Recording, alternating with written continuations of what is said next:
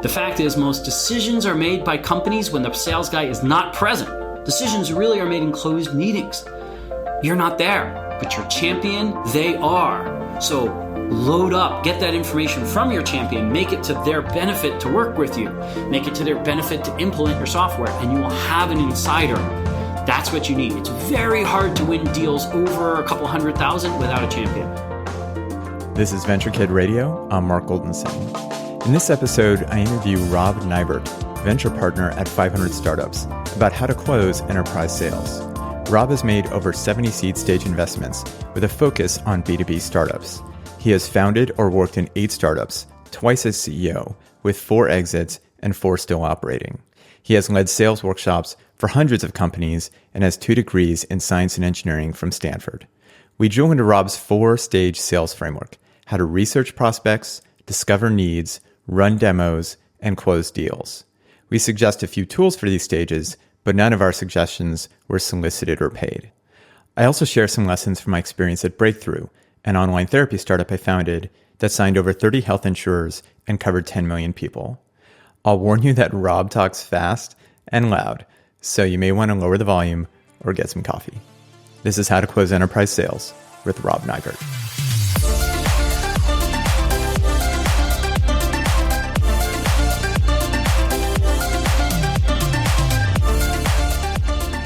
Rob's framework has 4 steps: research, engagement, demonstration, and closing. We start by defining when this framework applies. This generally is for enterprise selling. We're talking about things that are $10,000 or more a year, or $100,000 or $1 million or more. You can use the ideas for the lower one, but the cost of acquisition, basically it's an expensive structure. So it doesn't really scale as well for low-priced products. It's generally overkill. It is for things where you need reputation, where you want to do repetitive buys, or you might upsell. If you're selling like used cars where people buy things once, it's really not the right framework because you're just trying to maximize a single transaction. Here we're trying to maximize the life cycle, the life plan, and in many cases you'll be selling the same customer multiple times. So you want enough of a value gap where they're actually not only buying from you, but happy. They're actually, oh, I've created more value than I'm paying you. The first step of Rob's framework is research. What should you learn about the potential customer? So the most common research, what that breaks down to is I'll almost always, if I'm calling somebody, sure, I'll check Twitter and LinkedIn and a few other basic public information. I'll read a little bit very quickly about the company. I want to know what their revenues are, where they make money. I'm also looking for language usage, how they refer to their products, what they look like, where they sell them, so that I can use the same language as they use. If you get on the phone with them and you're calling from someone from Department of Defense and you quickly use all the acronyms that they are used to, they will immediately identify you as someone who has expertise and might be able to solve their problem. If you get on and you don't even know what DoD stands for, you're wrecking that conversation. So the context is enough information to allow the rapid flow of the early trust building, which generally means things like language, KPIs, metrics, the business they're in, a lot of public information. And if you're clever, I almost always will make a few phone calls to lower level employees, admins, anyone, to get a few pieces of internal information, how they reference things, departments, things like that. We've all felt how uninformed sales reps are a turnoff. When I ran Breakthrough, I was constantly contacted by vendors selling solutions billed as HIPAA compliant. HIPAA stands for Health Insurance Portability and Accountability Act, 2 A's at the end, and it's the major regulation for healthcare companies. When sales reps incorrectly spelled HIPAA with 2 P's, like hippo, they revealed themselves as out of touch or sloppy, and I never replied. Rob also mentions KPIs, key performance indicators. These are the business metrics that a company optimizes for. In large enterprises, examples include monthly revenue, cost of user acquisition, or customer satisfaction score. Know your prospects' KPIs, product lines, and major customers and competitors. Rob describes how he collects this info and uses it to get initial meetings. The biggest thing for me is I monitor all of my contacts' public information so that I can reach out to them. That helps me build a lot. I also, as I am targeting certain industries, names or titles, a lot of times I'll use some Google searches and other things which give me nice news summaries for those areas and topics so I can talk about things that have recently happened in their industry and things like that. So, and I do think it's well worth it because if you get on the topic and you can say, yeah, I see your competitor just changed his price and increased his sales 10%. they know your industry knowledge right there. There's a lot of trust that you can help build by giving them something. I've given him something. I've given him information that he might find valuable. And that you get to something called reciprocity. Well, they'll tend to want to return it. They'll tend to want to be more polite and continue with you because you've given them something, even if they didn't ask for it. Sales intelligence tools you can use for research include Inside View, Nuzzle, and Hoovers. Once you've researched a prospect, the next step is engagement, talking with the company's stakeholders to deeply understand their needs. Many startups unfortunately try cold calling, that is, calling a stranger at the company to sell something. I asked Rob what he thinks of it. Calling cold is a very low yielding, very frustrating, and personally it's a mentally draining exercise for me. I personally hate it. So I avoid it. If you are cold calling, which means you don't have any marketing support, I'm going to make a slightly different statement than expected. I'm going to say your purpose is gaining information to learn who's the persona, what the problems are, and how to define it. Those calls are simply going to be low enough yield where really your goal is learning, not selling. At the point where I learn enough, after that cycle, if I am trying to sell, I'm going to have to generate something, content, something else to back me up. Otherwise, the cold calling is simply low yielding. A few exceptions. You're selling a product which is a very known problem. There's people well understand it. You're selling it for a competitive price point. You're saying, hey, I already know you buy Salesforce, we're half the price. Those cases, it's a little bit easier to go into the cold call because they already have a product. They know the product. You're just going. I agree cold calling is usually a poor strategy. But if you try to collect information, how can you get people to answer questions? What you're really looking for is permission to talk. A lot of times people call and say, hey, is this an okay time to talk? You want them to sort of say yes. You want them to buy in a little bit to the conversation. You want to be respectful of time. Is I oftentimes start with, I'm asking a few questions. I'm collecting. And sometimes you can get a lot of people. You'd be surprised if you have the right tone of voice and you're approaching people, and in the first few seconds you can establish you have some knowledge, that you're not just some random person asking a survey, because people hate that a lot of times you can get people to answer a few questions and then build from there. Whether you're cold calling or emailing, the first 3 sentences are key. The first can include your name and maybe company, though leaving off your company name can feel more personal. The second can describe what you want to deliver. The third can respectfully ask the prospect if they're open to a few questions or want to learn more. The best strategy is to offer credible, customized value upfront, giving instead of selling. Imagine you're an engineering recruiter at Oracle and someone calls or emails you to say, hi, my name is Jack Williams. My startup sources engineers from top 20 schools, and we have 3 candidates interested in Oracle. I'm wondering if you'd like to learn about them. I believe a decent number of recruiters would reply to that. Some won't, but if you're selling to large companies, there are likely dozens to hundreds of relevant contacts for you, like the hundreds of recruiters that work at Oracle. Of course, your tone is also important. Don't rush or anticipate failure. Be relaxed, confident, and warm. Next, what seniority level should you contact first? Should you start with high-level decision makers or low-level contributors? I'm going to give a piece of information that's different than most. I don't go high. That means most people say go as high as you can and start the conversation. I don't. I think that's very, very dangerous. You're going to end up burning that conversation because you're not having enough context or knowledge. You don't know what their problems are yet. It's very dangerous. Lower level people tend to talk much more readily. When I send out LinkedIn, sometimes I'll try to connect through LinkedIn to lower level people who will readily accept this. And once I have 10 people in the company, it's much easier for me to get executives to accept the LinkedIn invite. So I'll start lower and I'll actually try to talk to lower people, what I call champions, people who gain directly from my solution, but don't necessarily have buying authority. I want to collect information. What's the problem? What's their metrics? I might find out they have quarterly metrics, they have goals they have to achieve. So by the time I meet with the decision maker, I know what his problems look like already. So now I can really ask really intelligent questions like, oh, I see you have this goal to increase your sales by 20%. We might be able to help you with it. It gives me a huge amount of information coming into the discussion with the decision maker. So his exposure to me is he thinks I'm very well informed and I'm knowledgeable. I don't want to spoil it. First impressions, you only get one. I want to come in really loaded up with ammunition, basically to win that fight. If you connect with junior people on LinkedIn first, when you try to add a senior person, he or she may then see that you share multiple connections. That can give you social proof for the senior person to engage. Junior people can also give you insider info to offer compelling upfront value to senior people. They can tell you KPIs, pain points, and burning questions. Junior people are more likely to accept small incentives for this, like a free lunch or a product trial. They're not used to feeling important, but they can be important to you, and you can help them feel that. This is a way to create internal champions, the people who will advocate for you when you're not there. The fact is, most decisions are made by companies when the sales guy is not present. Decisions really are made in closed meetings. You're not there, but your champion, they are. So load up, get that information from your champion, make it to their benefit to work with you, make it to their benefit to implement your software, and you will have an insider. That's what you need. It's very hard to win deals over a couple 100,000 without a champion. While outbound contact can work, inbound leads are more effective.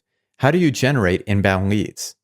What I do is I generate content or other things of interest. I use marketing automation tools to track them when they're on my website, so my calls are warm. I say, hey, it looks like you're interested in this content. Do you have any questions? Can I help you solve what challenge you're facing? And a lot of times we say, no, I think I've got it. I said, okay, well, what challenge it is? Maybe I can give you a hand for 5 minutes. Oh, all of a sudden I'm free help for him. Mm-hmm. People will talk. People will tell you their problems. If you've gotten past that trust level where they think you're okay to trust with this, it's amazing what people will tell me. Sometimes I literally run out of time on the conversations because they start talking and it becomes this really long discussion. It's the trust and that they think you can help them. Not that you're selling, but that you can help them. Marketing automation tools like FullStory, HubSpot, and Pardot can tell you who is doing what on your site. Next, once a lead engages you, what should you ask? You want to let them be able to start talking to you about their problems, not their deepest, darkest ones, but start with their challenges. One of the things I see a lot of junior salespeople do is they ask more general questions and they sort of meander around because it's fun to talk. No, these are questions specifically targeted to reveal the problems your software or hardware solves.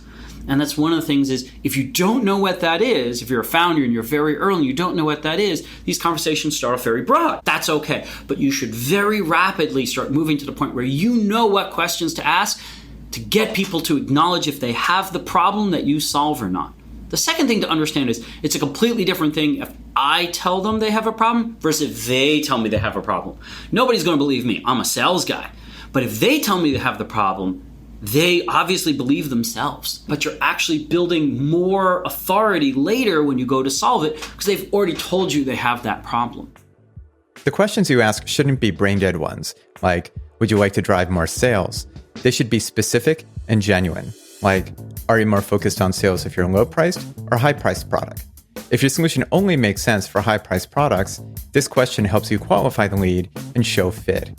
You can also frame your questions with industry standards when the prospect doesn't know what they need or their constraints. Instead of asking, what's your budget? You can say, companies in your space spend about $500,000 annually on this product category. Is that doable for you? Instead of asking, what's your timeline? You can say, a typical timeline for a company of your size is 6 months to close and 3 months to onboard employees. Does that work? IBM created a framework for qualifying questions called BANT, Budget, Authority, Needs, and Timeline. It's a bit outdated, but you can adapt the questions. Just focus on needs first. So oftentimes I get into this with a lot of salespeople because they're treating this like a social situation of which they are in control of, and it's not. I see it the exact opposite. When I come into these meetings, a lot of times I'm asking questions. I talk 30%, they talk 70%. I'm asking questions, and I'm being earnest in it. What is your challenge with that? How does that wreck your life? I'm not telling them about my product. I'm not telling them about what I do. I'm certainly not bragging about my golf game. I want to know what's bothering them. Sometimes you do get distracted, and you do need to guide conversations back, but you spend a lot more time listening and responding to what they're saying. And in some ways, this is like dating, and it's a little bit of an analogy. Imagine you go on a date, and you sit with the person, and they literally never reference a single thing you say. No matter what you say flowers are nice, and they start talking about football. You don't connect with that person. Salespeople come in with this idea they're going to say certain things in the meeting. They don't listen. They talk. And I'm saying, no, the listening is actually the more important. You need to spend a lot more time saying, what are your challenges? How can we help you achieve your results? What are your KPIs? How can we help you get there? Because as soon as they think there's value for them, they're willing to work. The more you talk about yourself, the more you come off as this sort of swarmy person, especially when you talk about, well, my nice watch, my Porsche out front. People think that connects you with people, but it doesn't. It sort of dissociates you. There are a few exceptions. If you happen to know he's the president of the Porsche Club, talking about Porsches obviously connects you. Mm-hmm. But it doesn't solve his problem yet. So in the end, he's going to walk away not having a solution to his problem. It's nice, he likes you, but he's not buying from you. So you still have to get to what's your challenge and how do I help you get there? How do I get you your next Porsche? I had a conversation with someone, and at the end of the discussion, the conclusion of the whole thing was basically I was going to help him be able to get the bonus to get his next car. And that's the way we phrased it. And that became a joke between us, but it mattered to him. That's what really mattered to him, and that's how things got phrased. I was going to deliver value to his company, but in the end, he saw it as his next car. After engagement, it's time for the third step, demoing your product. Rob explains why he waits so long to demo. Believe it or not, I actually get all the way through that before I get to the demonstration, which is actually very much at the end. And the reason is I don't demonstrate my product. What I do is I take their problems and I show how I solve their problems. And so I need all that information to successfully demonstrate the product. Because at that point, I already know what their problems are. I know how valuable they are. I know that it's well above my price point, so there's a value gap there. And I know that they're already going to feel good about that solution. So it gives me lots of leeway in both the demo and the closing areas to actually close the deal. Also importantly, I know what deals to walk away from. This is much earlier. I haven't expended all these efforts, built all these demos, mailed all these documents, elevated to decision maker, only to find out it's a small problem. I can generally solve this much more rapidly and actually kill off deals quicker, much quicker than most other people do, which allows me to double down my resources on the ones I think I can win at. Rob goes on to describe how he starts the demo and one thing to avoid. Always start with something where it's what I call small, quick wins. You always want to come in when you're the initial topic, you want to be able to win that initial thing, whatever that is, to show you can win it. Don't start a disputable point. I get this all the time with inexperienced people. They come in because there's been some dispute or discussions on something. They start with that topic because it's top of mind. Terrible. Once you're starting off with this debate, everything becomes a debate. And once you start off with a negative, it just slides into negative. Start off with a clear win up front. Go to the debatable stuff later. A lot of times you never even get to it. In some cases you have to get to it, but you do that in private, not in a meeting. Quick wins are great at creating champions. That can mean demonstrating features that no one else has, service level guarantees, or product customizations. Rob describes one example. Sometimes, by the way, little wins can be quite little. Color changes. Goofy, I actually had a major deal contingent on us changing the color. And we're talking more than $2 million. And I will give you an example of why that was important. We didn't have the color red, and we were shipping product in Japan. In Japan, the color red is critical for many, many, many things. They said, please change your icon on the screen to red. Trust me, this is really, really important to us. It doesn't have to be all red, but just put red in it and give us this red background thing for it.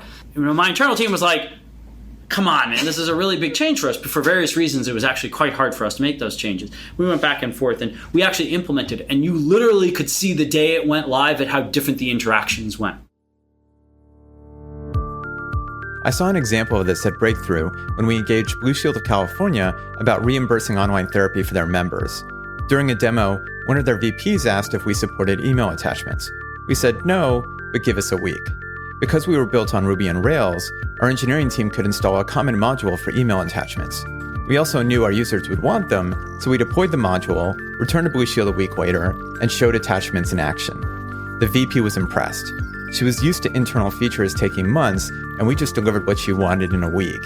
It didn't matter that attachments are a fairly easy feature to build. Blue Shield of California became our first signed insurer, making Breakthrough a covered benefit for their 2 million members.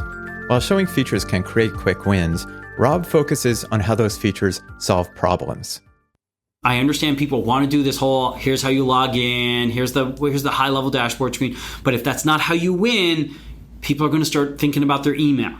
So oftentimes I will seed it by saying, hey, you log in, you wanted to know this problem. I'm going to show you how you solve this problem. And I walk them through, and what I have is a bunch of tabs that are prepped for each of their problems. And that's the header for my discussion. This is your stated problem.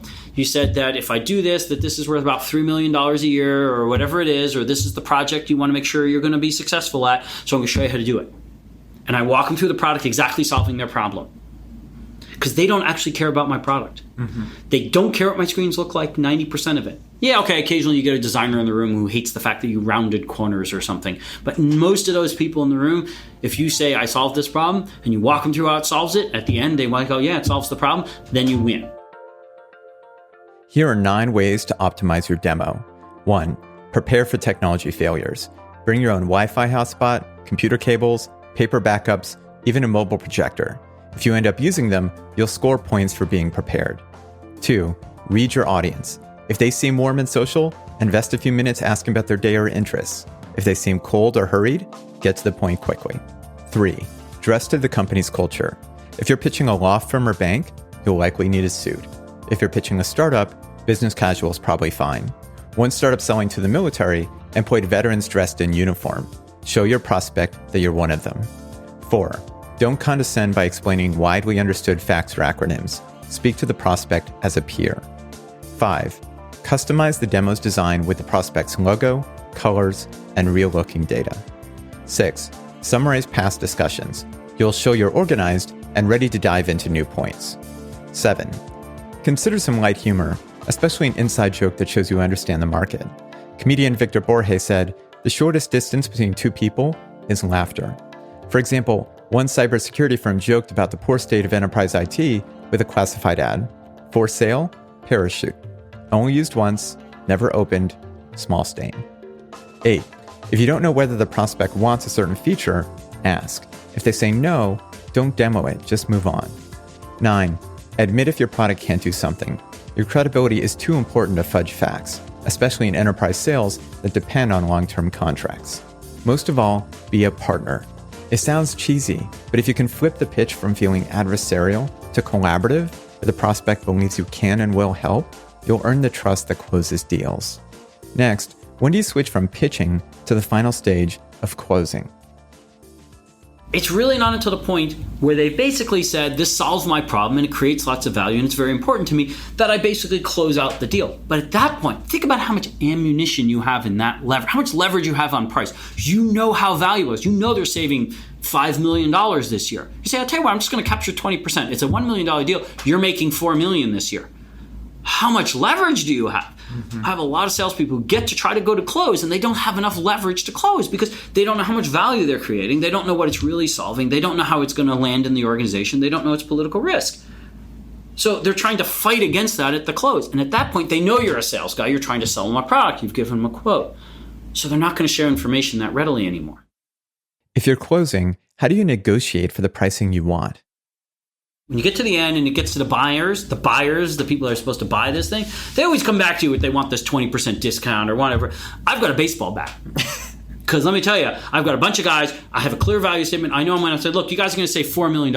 Every week you delay, you're losing $50,000. I know you're losing $50,000. So I'll wait a week and I'm going to call up the guys and tell them they just lost another $50,000. You're coming in with the ammunition. I'm not saying be that aggressive. My point is that you have that bat coming in. Now, many people won't give you dollars, like, hey, we save $4 million. I'm using that as an example today, and I want to be careful. That's actually an unusual case. Usually, though, it's a strategic objective or a KPI or something like that. Everybody's got objectives. So a lot of times, the bat you're using is this is their KPI. They need to accomplish it by the end of next quarter. It has to be live by next week or they won't make their KPI. You need to call them back and tell them they're going to miss their KPI unless I can use their own KPIs, their own management objectives, to drive that guy at the end, which is normally the sales, the purchasing agent or whatever, to basically force deal close without giving them a discount. Whatever stage you're at, what do you do when a sales process stalls? Let's define what a stall is. So first of all, many people have an expectation that sales works in this smooth linear line, and that's just not true. Most of my sales process, if you tried to chart them out, it would look like a 5-year-old's drawing. It was just all over the place. That's just the way they are. But let's assume for the moment you've sent them 3 emails, they stop responding all of a sudden. I generally flip them to drip campaigns. I sort of send them content or useful. I'm looking to be useful or informative to them. Can you define a drip campaign? Oh, sorry. So let's assume they don't respond. I will have a small series of content in an email where they'll get an email, but the email is not pitching or selling them. It's trying to provide something to them, a piece of information or something useful based upon my previous conversation. I listened to them. So I talked to them before. They said, yeah, we'd love to have this. That's really going to be useful. Let's talk next week. They go quiet. I might send them an article saying, here's how to solve that problem that we talked about. And then a week or so later, they get another article from me saying, here's how you might want to solve it this way. And when I'm actually tracking, for those who have marketing automation, I'm tracking who's opening and what they're coming. If I get absolutely no traffic at all back on things that should be solving, this really is something going a little colder. I might look for somebody else in the organization. Did that person get hit by a bus? Did they retire? Is this not a problem? So I'm going to look around. If they're opening and coming in, then sometimes I'll follow up with them and say, hey, maybe you're not ready to buy. Is there something I can provide? Just let me know what's going on. Usually after a few things, if they've opened and read content, they feel that obligation to respond. Reciprocity. And a lot of times you'll get a response at that point. I generally avoid 2 or 3 things. Continuing to push a sale. Here's the quote, here's the quote, here's the quote type stuff. And I also generally try to avoid, hey, you didn't answer my last email. Reminding someone they didn't answer your email, to me, doesn't work. Now, the big thing is to know their budgetary cycle. If they sign all their deals at the end of the year, I won't name them, but some large software companies I know do 71% of their quarterly business on the last day, something like that. To know that cycle, using that information to try to drive it. Sometimes I will offer them what's called upsell, where I say, hey, if you sign by next Friday, we'll give you 13 months for the price of 12, sort of give me, or give this extra module if you can. I try to upsell. Discount is my last option. If you buy by this day, you get a 10% discount. I do offer it end of quarters, things like that, try to take advantage of budgets. People have an expectation of this in many industries. I try to avoid it, but sometimes that's your last call, that's your last call. Next, I asked Rob how much of the sales process should be done by founders versus dedicated salespeople. Somebody's got to do this work on the founding team. I do not recommend you form a bunch of founders, say 3 engineers, and you go, all right, let's just hire a sales guy. I actually don't recommend that because you don't understand it all. The process is very, very difficult to do that first hire. An exception to the rule. A while ago, I've been through 8 companies. At this point, I know 5 sales reps. I can call today that I know exactly. Yes, if you have that sort of network where you've worked with them in the past, they have been successful in achieving their quotas and growing, and they have worked in small companies. I'm emphasizing that last point. Hiring the guy from HP or from Oracle is not the same. Totally different sales process to startup to large. I recommend against salespeople from large companies coming to startups unless they've proven they can do it. But people, great, you can bring those in. Minus that, you need to do it first. You need to learn the process because you're doing the initial learning. You've got to get some of that initial persona. You got to understand who your target is, what the value is, because otherwise you're going to hire the wrong people. And you're not going to even know if they're bullshitting you. And remember, sales guys, it's their job to be able to present themselves. Every interview candidate is going to sound awesome unless you know what it really is. So my statement is somebody on the founding team should spend the time, unless you're really well connected with people you've seen perform in the past, you get along with and fit your startup, in which case it's okay to bring them on. But understand that you're taking a big risk with that person. It could be many months before you figure out that they're deceiving you. Rule of thumb for me, sales cycle times 1.5 is the length of time at which you give someone to prove themselves. If you sell a product, sales cycle is a month, 45 days. The contract, when I hire them on terminating contracts for 1.5 times sales. Contracts that terminate by default may sound harsh, but they can set clear expectations, motivate eager salespeople, and make terminations smoother when performance is not strong enough. Finally, we talked about what to do after a sale has closed. So here are some basic things. The first thing is usually there's check-in, are you getting your value? Be careful about getting dragged into free consulting time. You should offer a little bit of assistance, but be careful. But if you can offer a little bit and help them learn the system, great. We usually do a quick audit of the system a week or 2 to make sure they're using it. And there are things going on, and sometimes we'll call and follow up. We definitely want to help them with the initial work, but be careful that it doesn't become a sinkhole. I've got a couple of our customers who come on and they literally start using this to their IT department. Oh, somebody left the company. Would you remove them? And they hang up. They literally leave me a voicemail, hang up. You don't want to get into that. You want to be, we're here to help you if you have a support contract especially, but make sure that they build their own skills. So you're there as a trainer, not as the employee. A lot of times afterwards is I look for a key person who's 1, to get them to do marketing with me, to get their name or a quote or other things like that, or show up to events. And a lot of times I use the "do you want to be famous" line, which is basically, hey, I see you haven't been to too many events. Would you like to go to an event and do a speaking engagement? And I try to get them a speaking engagement. Benefits both of us. I think one of the other things that I mentioned is if your price point is 20%, they should be getting that value gap. They should be absorbing that. And you should actually check back in with them to see if they know. This is something I found was really clever. I got this email from this company. They used to tell me about all the activities. Oh, I see you did all this quarter. They reminded me how much usage and value I was getting from the system, and they reminded me on a fairly regular basis. In this case, they're doing it quarterly, and I noticed that it specifically landed a little bit before renewals happened. They got a nice yearly summary before my yearly renewal happened. Really important if you have renewals every month that they get a report every month before that renewal pops to remind them they're getting value. That's a wrap on this episode. Sincere thanks to Rob Neivert for sharing his thoughts. If you'd like to reach Rob, his email is robneivert, Neivert, @gmail.com. If you found this podcast helpful, I'd really appreciate it if you share it or write a review on iTunes. You can subscribe to future episodes at venturekit.com and reach me at mark@venturekit.com.